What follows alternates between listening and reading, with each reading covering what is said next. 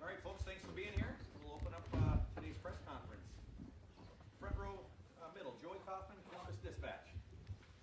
Ryan, anything you can do as far as updating Drake that didn't play just any timetable for Reeves? No update this morning. And the same thing with the injuries, trying to stay away from the updates at this point, and then we'll just do the availability report, but nothing update there. Dave Biddle, 24/7 Sports. Hi, Ryan. I'm going to ask you about your running game. Defenses are, of course, stacking the box against you guys, especially the last 3 weeks. Does something need to improve with the offensive line and the running backs, or is it kind of like we're doing as well as we can considering? No. I don't think that's the case. I think we all need to do better. Absolutely, yeah. Going back and watching the film, we gotta block better. We gotta run better. We gotta try to do a better job equating numbers. All the above, because certainly in games where they know you're going to run it, you have to come up with answers. But it just moving forward in general, we know we can do a better job, and so we'll get back to work this week and get after it. Third row left, Dan Hope, 11 Warriors. Ryan, obviously you guys played in bad weather last year at Michigan. You played in bad weather Saturday. Just are there issues that you think are popping up that are consistent with playing cold weather that this team needs to get better at?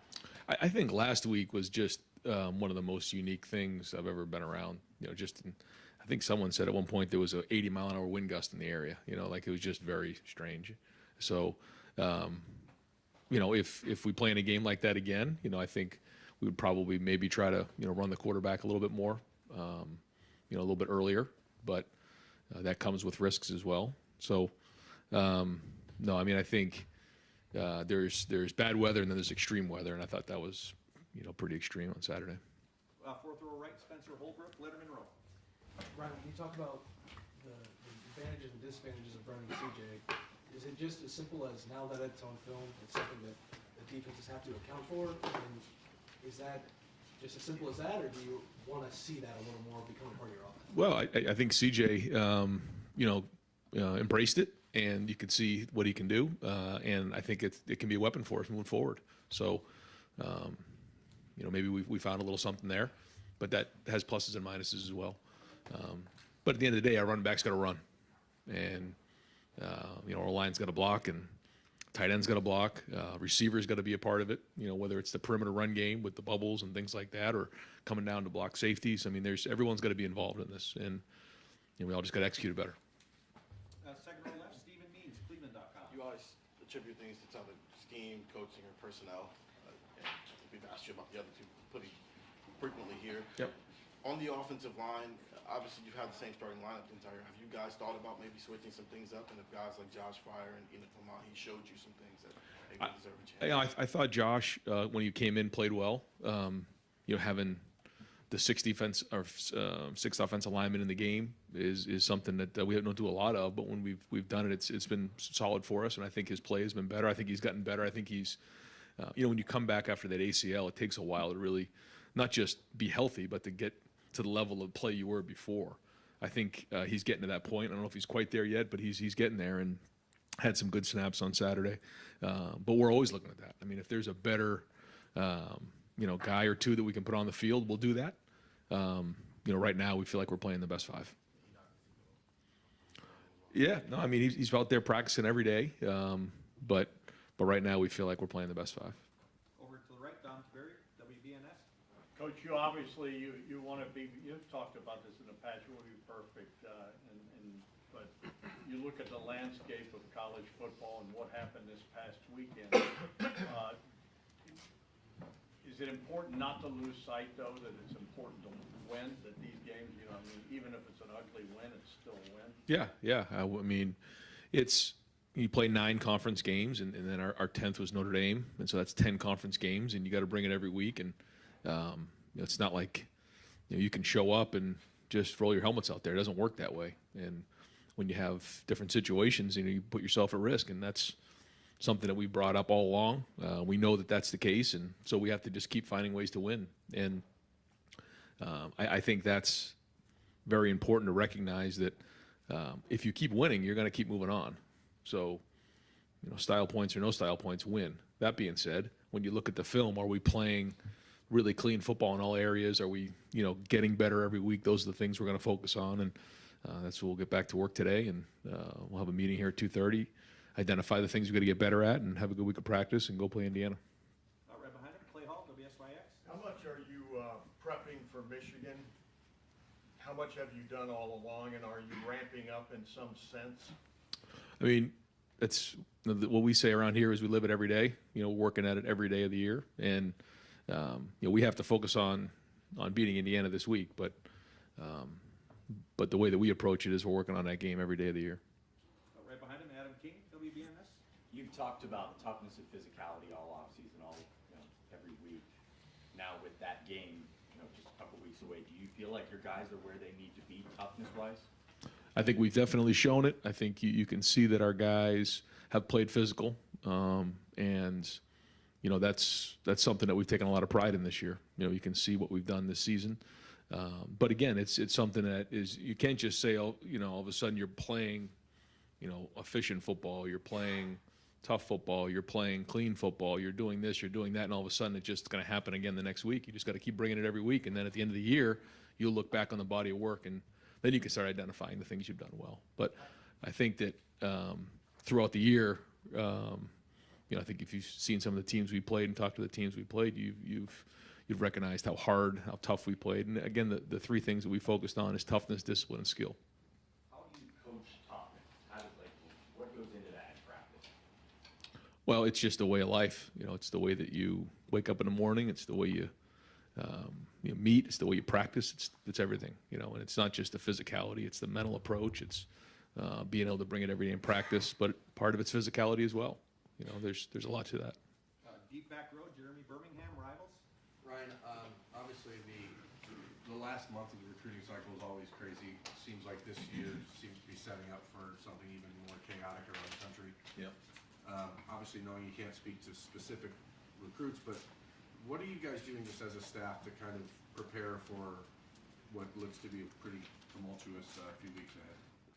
Well, we can keep winning because that plays into it big time. I think that all the recruits want to see how well you're playing on Saturday, and what you said in recruiting is actually happening. I think a big part of that is on defense. Some of the things that we've talked to recruits about on the defensive side, they had to see it with their own eyes, and I think that they're doing that. So, we have our weekly calls and we touch base with guys, but a big part of this is finishing the season strong and making sure that they see where we're at as a program, because as you project out, in college football, you want to make sure that you're part of a program that's winning and that has a lot of stability, and that's something that we sell a lot. How much more of an onus does that put on you guys to make sure you recruit the players that fit what you're looking for culture-wise? No, that's everything right now. Well, I guess I could say more than ever, but I'm sure, it's been like this for 30 years here, but you have to make sure that you're recruiting great people. With the way that things have changed with the transfer portal, with NIL, a culture fit is critically important, because not every day is going to be perfect, and you want to have guys that want to be Buckeyes for the right reasons, and they're going to work through adversity and tough times, and so, yeah, that's a big part of the recruiting process. Fourth row middle, Tony Grudman, Buckeye Huddle. Right, regarding that toughness, the last 2 weeks, Penn State, Northwestern, is that testimony over theory right now? Yeah, when you look at the way that we played in that Penn State game in the fourth quarter, I can't say enough about the toughness of our team, and I guess it was 28-3 at one point in the fourth quarter, winning games in the fourth quarter, and that's to me what what it's all about. And, I think the way that our defensive line found a way to win that game, just being physical up front, tackling, holding them to 7 points, finding a way on offense to score, and moving on. And I think, again, that's something that we take a lot of pride in. It's got to continue to build as we go into November, is that we want to have that as a badge of honor. Does that give you confidence moving forward, or how do you view it right now? Yeah, absolutely. Yeah. I mean, I think our guys are very confident right now. There's not too many teams that are undefeated across the country and have won games in the fourth quarter like we have. I think our guys believe that they can get the game into the fourth quarter and win the game in the fourth quarter. You've seen us do that in big games here. I think probably, in the Rose Bowl, you saw that happened. You saw it in the Notre Dame game. You saw it in the Penn State game. And that's a big part of being tough, is winning the game in the fourth quarter. So, again, is everything perfect? No, it never is. It's a journey. It's a process. You're constantly challenging guys to get better in certain areas. But you're seeing a lot of great things out there. Right next door, Pat Murphy, 24/7 Sports. Ryan, you mentioned, if he did it again, you might run CJ a little bit more. But we saw Emeka carry the ball twice, obviously the touchdown. We've seen a few of those this year for not just him. How much can you guys be creative in the run game if the traditional run game, for whatever reason, isn't working on that given day? Yeah, I mean that's where a lot of those big plays came from, was some of those type of plays. When you go sideways, you run the risk of having negative plays. We had a couple that did happen that way, and when you're in a game like that and you're 2nd and 14, that's not a good place to be in with that type of environment. So we tried to stay on schedule, and we did try to throw the ball too. We felt like we wanted to at least try to throw the ball, and you could see there was only a few types of throws that really worked, even when the wind was at our back. So we pushed. When the wind was at our back, we were trying to play fast. When the wind was in our face, we were trying to slow down a little bit. But yeah, I think those type of things, when you get the ball to the perimeter, created some big plays for us. And there was some other ones that didn't, that I thought if we had executed them better, could have been better plays. Fourth row left, Reed from the Lantern. I want to ask a bit of a different football question about uniforms. Of course, teams across college football wear alternate uniforms in special occasions, marquee matchups, etc. Just want to get your take on uniforms, if you have any superstitions, things like that. I mean, I like the traditional uniforms. I love that part of college football. I think that some of our players and recruits like to see a different style and a different swag and look to the uniforms, and that's great. But I'm more of a traditionalist and love, the look that's been in college football for a long time. Certainly at Ohio State, in the jerseys that we've worn. But even just across the country and all the different uniforms over the years, it's just something about that I like. Far left, Nathan Baird, Cleveland.com. Saying that you're evaluating everything as far as the run game as it pertains to the offensive line. Right now, are you satisfied with the execution that's there? Do you think schematically there needs to be some shifting? Just how are you parsing that right now? Yeah, looking at all those things, I think, our expectation here. Our expectation is to score every time we have the ball. So, yeah, I mean, if you're looking at it like that, no, it's not good enough, and we need to be better. And certainly the O-line is a big part of that, but the running backs are too, the tight ends, the wide receivers, the quarterback, everyone's involved in the run game. So, and especially in a game like that where they're all down in there and everyone has to do their part to equate numbers. So, yeah, it's something we'll keep looking at and trying to make sure we have the right stuff in, and then holding everybody accountable to do their job. And that's coaches, players, everybody. The conditions and/or Mayan's hand play into it all. How much you could use a running back screen game against? I think when we start to identify all those things, it looks like well, we're making excuses. So we can't do that. I mean, the bottom line is we got to go out there and run the football. And there's going to be conditions. There's going to be injuries, bumps and bruises. At the end of the day, we got to go out there and produce, and that's the bottom line. Second row left, Steve Hellwagen, 24/7 Sports. Yeah, Coach, Indiana, I think they've only won one Big Ten game in 2 years now, 1-14, I think, over the 2 years. You just played a team kind of a similar record, and they didn't quit. They didn't back down. What do you expect out of this team coming in and know that they gave you guys a really tough game here 2 years ago? Yeah, and I thought Fitz did a great job, and his staff did a great job getting everybody going last week. A lot of respect for him and his staff. But same thing with Tom Allen. You guys know how much of a competitor he is, and certainly has his hands all over the defense. So same thing. They're going to come in here and fight and play really, really hard. They always have. It's a program with a lot of pride. He has a lot of pride. So it's a noon kick. And we got to come out and play a little better early on in the game. I think that's going to be important, and that'll be a focus this week. I just, to what you just said, starting fast, Mhm. 3 weeks in a row now, the other team maybe won the first quarter one way or the other. I don't know the points and all that, but just getting off to a better start. Just what can you do? Yeah, no, I mean, you look at the Iowa and the Penn State game, I felt like we created some turnovers on it. I think we actually won those first quarters maybe, but we could have jumped on them early, and I think everyone feels that. Yeah, I feel the same way. So let's get in a rhythm early on and get going. And, noon start, wake up fast, and get to clicking some pads. Front row right, Austin Ward, Rivals, 97.1 The Fan. I'm going to try to organize a lot of thoughts that I have here about the defensive line rotation. It seemed like going into Big Ten play in Wisconsin, you felt like it'd be better to pare that down. I know that Larry's long-term philosophy is to rotate and has always done that. He says he wants fresh guys in the fourth quarter. And unless I'm mistaken, JT played 11 snaps out of 23 and Zach played 12 in the fourth quarter. When you look at it, what are the conversations like? Are you concerned about how it's going? What's the rationale behind maybe what you're doing there? Yep. No, I think it's a good question. I think the first thing is we have a deep D line, so I think that's the first thing. And like you said, the goal is to be fresh, and certainly at the end of games, but at the end of the season as well. I think for those guys, I think we were maybe in the like 70s or late 70s, maybe 80 plays, something like that in the game. And I think most of those guys were into the mid to high 50s. So, almost 80% of the snaps they were in there for, which is, in a day like that, it's pretty good. I think some of it plays into the personnel groupings. We do change some personnel groupings with Jim.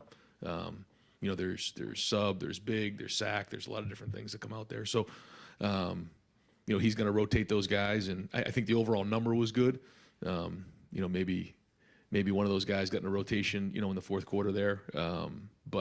But overall, if they're on there for 80 to 85% of the game in a big game like that, I think those are pretty good numbers and keeps guys healthy in a heavy running game like that. For Mike Hall specifically, was that a product of Northwestern's heavy packages? Is there still a pitch count for him? What was his workload?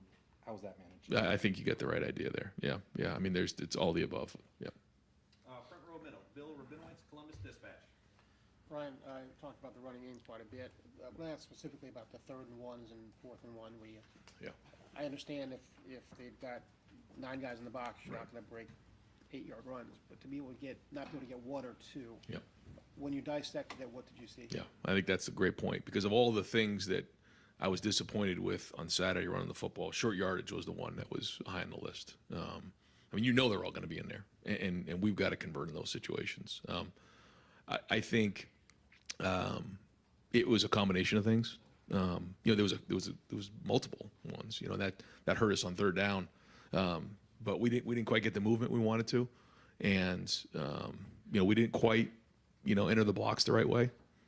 You'll see a couple of them where we're not flush on the blocks, and then there's one scheme that we probably could have done a better job with in terms of doing that. But overall, it was just they were down in there and we weren't getting enough movement. We gotta get our pads down lower. We gotta fit those blocks a little bit better, and then there's a couple times we can get them in better plays. So I think it's not just one person that made the mistake because there was multiple ones we didn't convert on. How much was maybe the running back was only my end? On one play, it looked like he could have cut back. Did he do what he was supposed to do, or?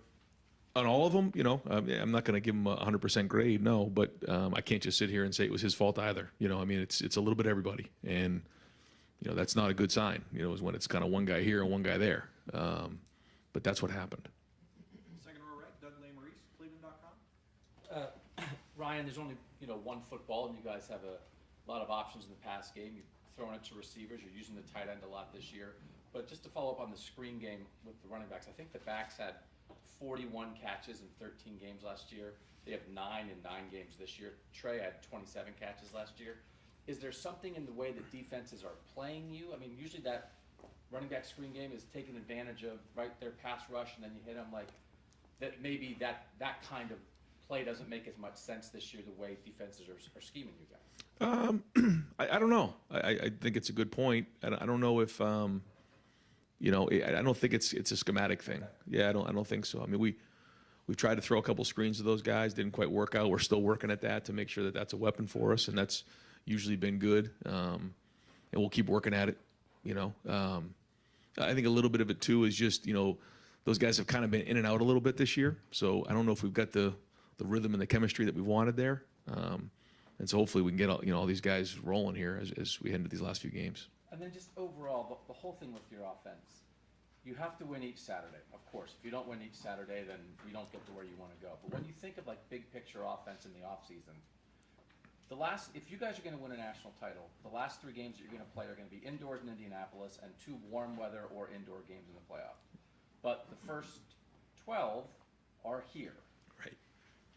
Does that require 2 types of thinking about offense, 2 types of preparation about offense? That, of course, we know Saturday's Saturday, but big picture, it is 2 different things, is it not? Yeah, I totally agree, and I think it's very perceptive, and it's something that I thought a lot about in the offseason. I think that's why you see us in some of the under center stuff in the different groupings.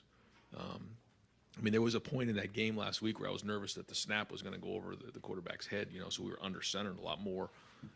But that's, like you said, that's playing in the Big Ten in November. So, again, that was a little bit of extreme, but we've tried to make some adaptations to make sure that we're ready for those type of environments, because then you turn around and then you're in Indy and it's wide open and it's 72 degrees on a fast track. So yeah, you have to have both of those things in order to get to where you want in terms of reaching your goals. Absolutely. Front row right, Tim May, Letterman row on 3. Thank you very much, Jerry. I'm kind of dovetailing off what Doug just asked you, but it's what I wanted to ask you all along. Mm-hmm. And you're standing on the sideline, you go into that game, you know what the weather report is, the weather forecast is, but I would think you kind of don't believe that it can take away everything, right? And I would think there's 2 little guys in your head, one screaming, get in the I formation, 2 tights, run the ball down their throat. The other is, but wait a minute, what about this other stuff we worked on? The conversations. Explain what you go through in that of just saying, no, we just got to line up and run the ball down these guys' throats. What was it a little bit like that? Yeah, you might have my head bugged, I think, in that game. That's about exactly what it was. Yeah, and that was the conversation during the week. You looked at your phone and you're like, okay, 30-mile-an-hour winds, 40-mile-an-hour winds. It'll be all right. We'll be good. We'll figure it out. Like we always do. Well, what if it isn't? So went back, watched the Patriots play the Bills in the Win Bowl.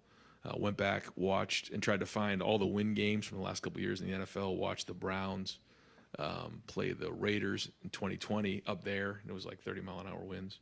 And just tried to figure out, okay, if this happens like this, what do we do? Didn't have a lot of answers because there wasn't a lot going on in those games. But, yeah, I mean, I think you try to you have to, it's a real thing, but at the same time, you tell our guys, well, we got to go win the game. We just have to play. And if you make it a bigger thing, then it becomes more of a distraction. I thought warming up, we were throwing and catching. I saw one of the punts from the other team actually go straight in the air and land on our side of the line of scrimmage, which I asked the referee, if the ball is punted and it lands on our side of the line of scrimmage, is it live? Can we pick it up? And he says, no, if it crosses the line of scrimmage, then and comes back, it's not. And then his buddy says, no, it is live. So they had to have a little discussion. And so I had to tell the team, if that ever happened, you pick it up and score, So it was kind of one of those days. But to answer your question, yeah, there's a part of, we just got to go do what we do because we have a really good game plan about what they do. But then all of a sudden you have to have this package over here that we kind of put together late in the week to say, if it gets really extreme and you literally can't throw a forward pass, what do you get to? And that's, so the call sheet was Well, that's what I want to ask you, is running the ball in those kind of conditions, but running the ball, period, there's a lot of attitude involved there, isn't there? As much as there is scheme. You got it. And do you think your team has fallen a little bit short in that attitude aspect up till now? 3rd and 1. You got to get the first down. There's no excuse for not getting the first down. So there can be 50 guys in a box. You got to go get it. You got to get movement, and the extra guy, you got to run him over. You got to crack block him, get it to the corner, and convert. That's the bottom line. So yeah, if we're not converting, then yeah, we're coming up short. And final question, 2nd row right, Bill Landis, Rivals. Ryan, again, as you said, not trying to pin anything on just one guy, but is there anything with Matthew Jones's foot that is hindering him from down to down and maybe giving him some trouble at times? I mean, he's like a lot of our guys. You know, there's a lot of things that this time of year guys are fighting through, and he's a tough player, and you know, we think he gives us our best chance to go be successful. But yeah, I mean, he's like a lot of our guys that have these bumps and bruises right now that he's fighting through, and so yeah, I mean, it's that time of year, I guess. At that position specific, or I guess offensive line in general, when you have a guy, I mean, it's not like a receiver you can limit his snaps if you wanted to. Like that, you need those guys to be cohesive and gel together. Does that make it more difficult when you're trying to balance? Like, can I steal this guy some rest somewhere? No, I think it's a good point. I mean, I think you can do that in the O-line. Yeah, I think you can spell some guys if we think that, you know, he needs that, you know, and that's something that usually we decide before the game, like get the injury report, talk to guy, you know, do we think that we need to, you know, put him on a pitch count? If we do, then we can do that. And I think with the O-line, if it's just one guy, it's not the end of the world. But again, we try to make those decisions going into the game, and we feel like based on what we see in practice every day that, you know, those 5 are our best 5. Coach, thank you very much. All right, guys, thanks. It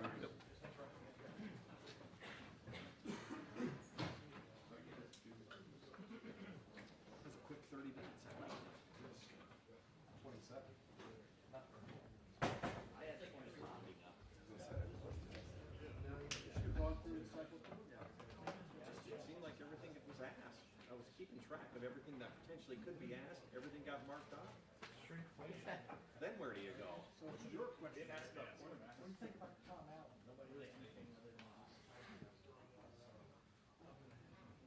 what happens if we get to the end and you have 3 topics you think should be covered? And this week, I'm texting you guys. Help with a narrative. Well, there's certain people, you know, you can call them. Yeah, but then that's about the playoff committee. Yeah. I figured, you know, hey, we're a little short this week, but we've been a little long.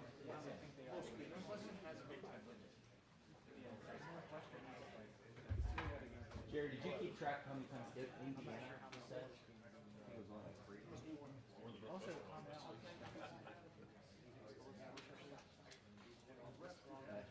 It's basketball season.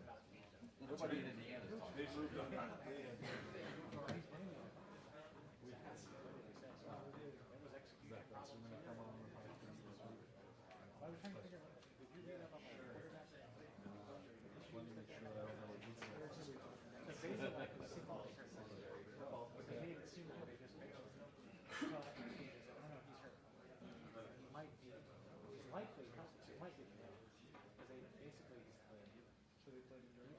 No. Last week was expected, the beginning of the week, he talked like an unchanged quarterback. But they never did that. He said he couldn't play. He said he did that. Just know. But then, he didn't say this in the transcript, I don't think. But like the, you know, he indicated he'll be able to, which leads me to like. But then kind of like this, got serious about that. Yeah. But he also talked about this. I'm sure I'm not ready for that. So I think it's going to be crazy.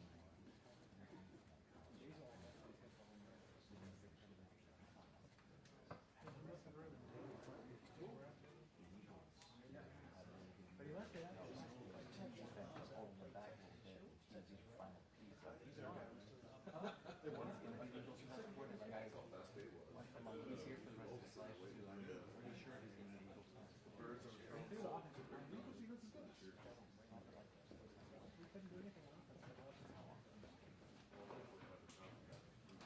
All right, Coach, thanks for being here. We will open things up. Front row middle, Dave Biddle, 24/7 Sports. Hi, Jim. Can you get into the importance of getting pressure on the quarterback when you're just rushing 4? I know you guys like to blitz as well, but just the importance of getting pressure when you're just rushing 4, and how do you feel like you guys are doing in that department? I think we've been doing quite well. I mean, last game wasn't a passing game, but season long, I feel like the majority of our pressures have been 4-man rush, and you know, we're doing a good job disguising coverages, and that's, to me, that's what it's all about. I mean, that's when you're really playing well, is when you can get the sacks and the pressures without bringing extra people. 4th row left, Jacob Bench, the Lantern. Yeah, hey Jim, we were talking with Ryan rather, just a few minutes ago, just about making improvements these next two games because of the big game here at the end of the month against Michigan. Just playing Indiana, playing against Maryland. How important is it maybe tune up or apply the concepts you want come that game November 26th?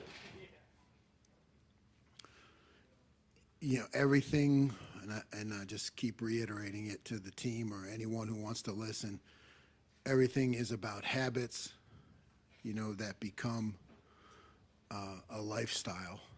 So we want to stop every team on every possession of every game.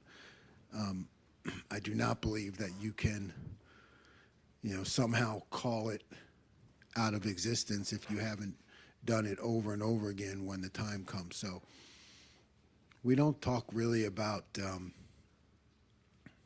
so much. I mean, we have to talk about who we're playing in terms of game plan, but the way we play has got to be an everyday, every game thing, where you expect to stop them, you compete to stop them on that series, because when the time comes that you need it,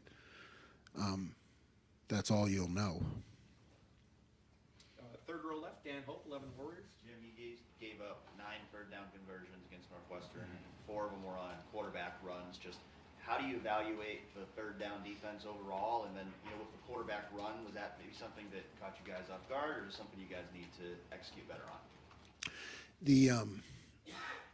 I think our third downs have been good, you know, throughout the year. Not pleased last game.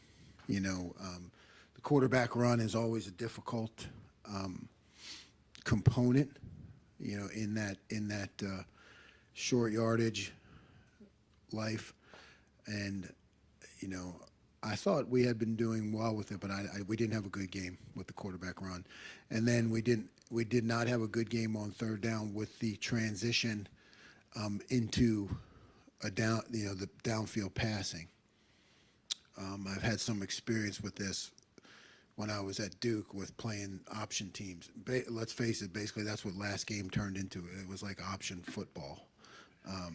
So when your DBs spend 80% of the game where you're telling them don't worry about covering the receiver, you know, get off and have your vision back to what's going inside because they're not throwing the ball. And then all of a sudden, okay, now this is 3rd and 8. They got to throw the ball, and you need to tighten up that transition. It's a difficult transition, and one that I did not do a good enough job preparing them for. So I think that's the couple that they made on longer yardages, I attribute to that transition, and I got to do a better job of coaching that. Best thing about it is we were 4 for 4 on 4th down, you know, which is like 4 turnovers. And in that kind of game, that's what wins you the game. But we certainly need to do a lot better on 3rd down. The second row left, Nathan Baird, Cleveland.com. Maybe kind of an extension of that, but because this game was from a circumstances standpoint was so bizarre, how different was what you guys saw from Northwestern compared to what you were planning to see? And then, without giving up trade secrets, can you kind of explain like how then that adjustment gets communicated down through the line and how you felt like that went? Yeah, I thought the adjustments went well. It was very different. They had components of what they did, but when it went to strictly that kind of game, like I said, it becomes like option football. And then, you know, there are all kinds of gaps created by different formations, and you know, you're really going into a new world that we hadn't been into yet in that kind of game. So, you know, I thought we adjusted well. You know, you can give up some big plays off of that stuff, you know, because you're like one guy out of place and you give up a big play. And you know, so I thought we hung in there, communicated down, you know, from me to the field, the adjustments, got it done. 7 points. You know, I didn't like the amount of rushing yards we gave up or the third downs that kind of extended some drives. But what we did on 4th down and 7 points, pretty damn good. So, you know, I mean, you give the guys credit for that. Sorry about that, Coach. That's all right. 4th row middle, Pat Murphy, 24/7 Sports. We talked a lot early on about three linebackers and adjusting to the Big Ten. How do you feel like this defense has adjusted under you to what you were doing in the last few years to Big Ten football? And I imagine you didn't see a lot of weather like that down south as you might hear. How has that all been for you? How have you evaluated the way you've changed? Good. I think we've adjusted the system to be able to handle some things that you get in the Big Ten. Never good enough. I mean, there's always room for growth. We're working on it. Taking from every opportunity we get to get better. But I think it's gone smoothly so far. Right next door, Tony Gerben, Buckeye Huddle. Okay. Jim? Hey, Tony. Have you ever coached? How are you? I'm doing fantastic, thank you. Hope you're enjoying your coffee. Have you ever experienced anything like that weather? Yes. When I was at Duke, we played Boston College. Somebody look it up, in a hurricane, and we won 9-7. How many on year? Coach Day wasn't there, so it might have been like 16, 17. Ryan said you guys he at least went and watched a bunch of NFL games. Did you go back and watch that game to see how you handled it, or how do you prepare for that? No, I didn't go back and watch it. I mean, I know what to do. You can't really prepare for it. You just got to hunker down and fight. I mean, there's just, and really, you got to do what you need to do to win the game. I mean, that's the bottom line to me. Coach Day has done that well, obviously before me, and continues to do it. But and I think now we're working well together. That's the situation. You got to do what you got to do to win the game. Forget about everything else. Yeah, I don't like the rushing stats. I don't like the third downs. But we gave up 7 points and we won the game. So you know what I mean? I gotta remember that myself. 2015, by the way. 15. Okay. All right. 15. Sorry about that, There you go. Back row, Jeremy Birmingham, Rivals. Jim, I know personnel decisions as far as switching out guys or in different positions aren't necessarily what you're focused on, but in a game like that you knew was going to be sort of turning into an option football game, it seemed like you'd want to have the more physical corners out there. Jordan Hancock didn't play. Jair Brown got in a lot earlier than I think people expected. Was Jordan just not ready to go, or was it a situation where you just felt like he wasn't going to? Yeah, the elements, right? I mean, and by the way, Jair did a good job, right? He really sat on some routes when they did start throwing the ball at the end, and did a really nice job. Knocked one away, I know. Yeah, Jordan. I mean, you got to be careful. I mean, the field's a mess. I mean, this guy's fighting his way and competing his way off of a significant injury. So you don't want to put him in, unless you have to, really put him in that situation where he might re-injure it. Fourth row right, Cameron Teague Robinson, The Athletic. Jim, kind of obvious, off something you said earlier about third downs. When a team like Northwestern, I mean, they win, I think, maybe nearly a quarter and a half without throwing a pass. How do you prepare kids for that when they don't throw and then it's 3rd and 8? Like, it's not something. I mean, you can't just flip a switch and be like, okay, let's look at. How do you prepare them for that? Yeah, I really, you only prepare them through experience, and I mean, it's just a matter of like, I don't know, the sheep recognizing the voice of the shepherd, right? It's like, okay, when I call this certain thing now, I'm asking you to change your mindset. You know what I mean? The call, not calling the same call. I don't believe in that. Oh, I call this call and I call it again, but it's 3rd and 8 here. This time it's 1st and 10 and they're running the ball, but you're using the same call and you're expecting the young man to make the change in his mind. Oh, situation's different. I make different calls. So now I just, it's just experience, just getting to say, okay, I made this call because I really want you to focus on they're going to throw the ball, and for them to be able to click over like that into that based on the call, that's on me. I just got to do a better job of preparing them for that, but we get to learn through experience, which is good. right next door, Spencer Holbrook, Letterman Row. Jim, I think we talked to you at the end of the spring, and you said that you guys were ahead of schedule. And we talked to you again in training camp, ahead of schedule, September, ahead of schedule. How do you feel second week of November with the big challenge coming at the end of the year about where you guys are right now? Yeah. I mean, I'd still say we're ahead of schedule. I mean, we have not, you know, like I've told you before, we've practiced a lot of things that we haven't used. But it's so hard to say because at the Ohio State, the expectations are so high, right? So, I mean, what really is ahead of schedule? I would say for anywhere else in a first-year defense, you'd say you're way ahead of schedule. For Ohio State, you're just saying, you know, we're doing our job. You know, that's what I would say. Yeah, so we're on schedule because we're doing what we're supposed to do. You know, you can't. This is what we're supposed to do as a defense at Ohio State. You know, so we're on schedule. Seems like the step from being where you guys were in March to now, to get to the number 6 defense in the country, took a lot of work. How much more work does it take to go from number 6 to number 1, now that you've went from number, whatever you were last year, to number 6? Same work. You know, I think maybe the average fan doesn't understand, like, oh, okay. Did I joke before? Like, okay, let me call that defense that gets a turnover. Okay, what defense was that again that produces a turnover?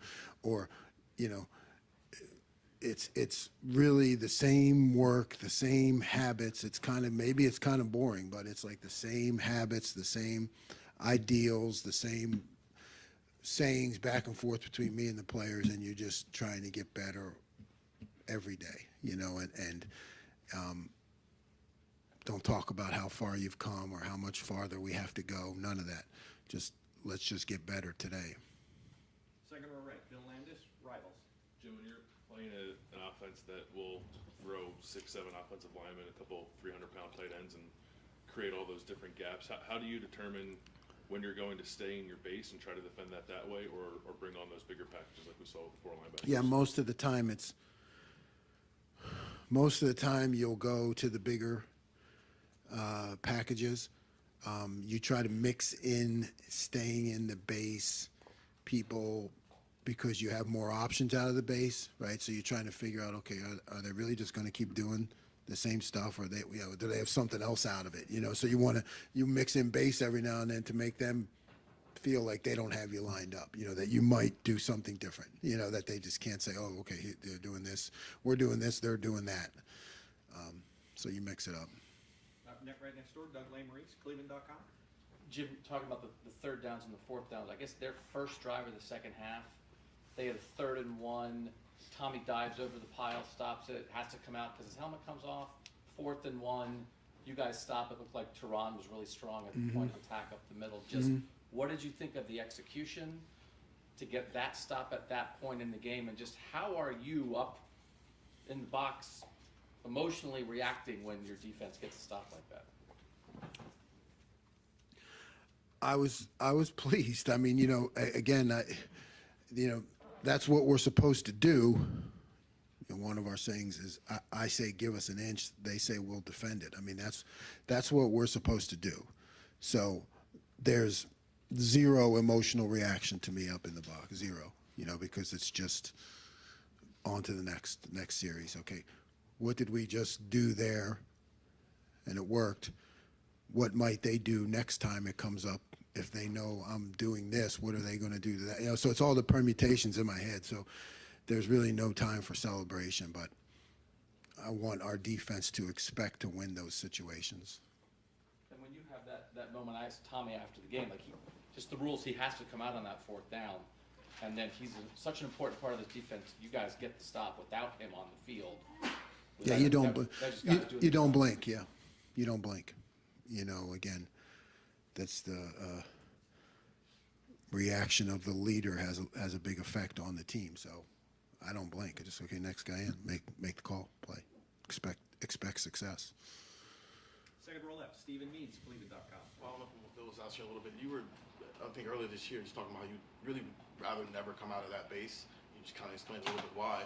But whether it was early in the season when you've had some 3 linebacker looks, or you had a 4 linebacker look, or Michigan may make you do some other things. Do you come into the week already planning on we might have to pull this out, or is it just something like in the moment because you've already? No, yeah, you gotta practice it. You have to work on it, and yeah, you like to have some change ups off of it too. So you're not just, like I said, doing the same thing when that personnel group is in there. But it's definitely something you got to practice, and then it becomes how much do I need to use it based on what kind of success they're having against the base, because you'd rather stay in base because the base gives you more options. Deep left, Justin Holbrook, WCMH. Indiana had 3 quarterbacks last week. They're going back to Connor this week. How do you prepare for a team that is supposed to have 1 quarterback going in? He had an injury. He might throw something else at you. I mean, how do you prepare with what they do normally with the quarterback that they might give you? They're pretty similar, and one guy may run around a little bit more, but I think your preparation is the same, unless there's really a drastic change in what they do from one quarterback to next. You try to keep it as similar as possible between the 2 different guys. Front row right, Austin Ward, Rivals, 97.1. Jim, I know with the volume of snaps that your defense had to play on Saturday, that some rotation up front is going to be required. Part of Larry's philosophy has always been to be fresh in the 4th quarter. So if that's the case and JT plays 11 out of 23 snaps and Zach plays 12, are you comfortable with that amount? It seems like pretty clearly those are your 2 best linemen at this point. Yeah, I'm comfortable with whatever Coach Johnson does, right? I mean, he's a fantastic coach, so I think he manages his players accordingly. But I know sometimes we get caught up in packaging, right? Like I think they had all in the 50s, eventually at the end. But sometimes we get caught up in packaging and different calls that I make that put certain people in the game. Also, it's like it's a 4-quarter thing, yes, but it's also a series to series thing. It's also in the middle of series thing, so. It's a way that he keeps the guys fresh and moving and all involved. So I don't, it's been successful. So definitely go with how he calls it. Right next door, Tim May, Letterman Row. Teron Vincent, in a nutshell, has he been a pleasant surprise? Has he been a major surprise? Especially the way he's played recently, et cetera. Where would you? Because obviously you had no preconceived notion of him when you showed up and stuff. Right. He was a 5-star recruit or high 4-star. Is he playing to that level now? I mean, what are you seeing from him? He's playing to that level. If that, I didn't even know his level. I mean, that like that 4-star and 5-star stuff, coming in or looking at it. But he has been absolutely consistent since I've been here. And, we joke all the time, he and I, about the amount of double teams he has to take on. You know what I mean? It's not very sexy, but he does that work. And he's been incredibly consistent with it, and really a bonus, for me to have inside, because then he'll be, he can do that. I don't care who you are. Nobody really likes that, but he can do that. But then when we move him, he's athletic enough to make plays, both, yeah. And one other thing, I kind of asked you about this off and on through the year, but does it do any good to complain about holding? Have you found that, there's a great photo of JT Tuimoloau standing up a tackle on Saturday, and he's reaching with his left arm. You remember the play. But clearly, the right tackle's got his jersey and pulling down. JT seems to have had to run a gauntlet. Maybe others don't this year, just to make plays. But have you found, does it do any good to complain to higher ups about that kind of situation? No, does no good to complain. And I stopped complaining a long time ago, probably in my early 30s. Really, you got to fight. You got to fight through it, and it's JT. I think gets it more because he's so athletic, and linemen get out of control. You could probably call it on him every other play, guys that are blocking him. But unfortunately, it's part of the game, but, it's an offensive world. So, defensive guys kind of hobble along fighting against the rules and uphill the whole way, uphill both ways. Like my dad said when he went to school, in bad weather, uphill both ways, and they're holding you and double teaming you, high-lowing you. But no, don't complain. Don't use it as an excuse. Don't talk about it with the players, Now, when they get one, I celebrate it. Hey, you drew a holding call, everybody, and that's good. But otherwise, we don't talk about it. It becomes part of the game, and you got to fight through it. Got time for 2 more questions. Front row, Joey Kaufman, Columbus Dispatch. Jim, to revisit the quarterback runs at Northwestern, defending those plays, is there any commonality to what you faced early in the year with Toledo and trying to defend a quarterback who can move, and what goes into maybe? Yeah, I think there's commonalities. Yeah, there's anytime you face the quarterback run, there's definitely commonalities and things that you can learn from it. And it's everywhere in football, and now even in the NFL, they see it. So, yeah, there are principles. There are things you can learn. There are things you can point out, and the mistakes that you made, and why you made them, and how we need to do it better, and other, And then there are certain plays where I can point out to the players and say, look, we have this call. I should have made that call. You know what I mean? When this one is, not great against quarterback run. This one is much better. I should have made the other call. I can take responsibility for that too. How would you assess your comfort level with defending a mobile quarterback at this stage of the season? Yeah, I mean, good. I think we have, at least I should say, we have all the right tools in place. We just need better execution. But I think the guys understand it. Jim, final questions. Bill Rabinowitz, Columbus Dispatch.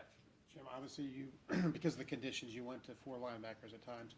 But just generally speaking, how confident are you in not just Tommy and Steele, but I was in Cody, but guys like Taraji got a snap and EA and just the depth there?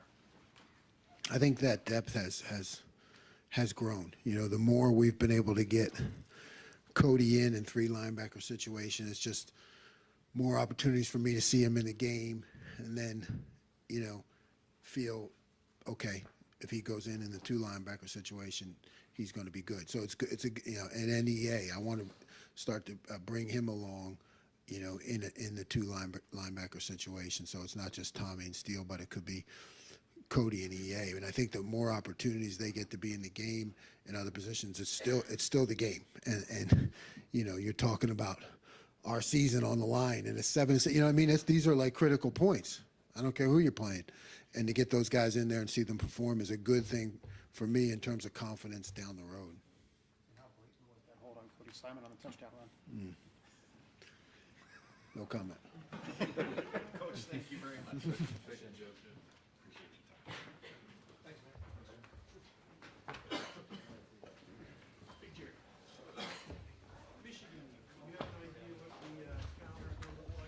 Yeah, probably just Tuesday, where we'll have coach and some players in here on Tuesday. Yeah. Oh, not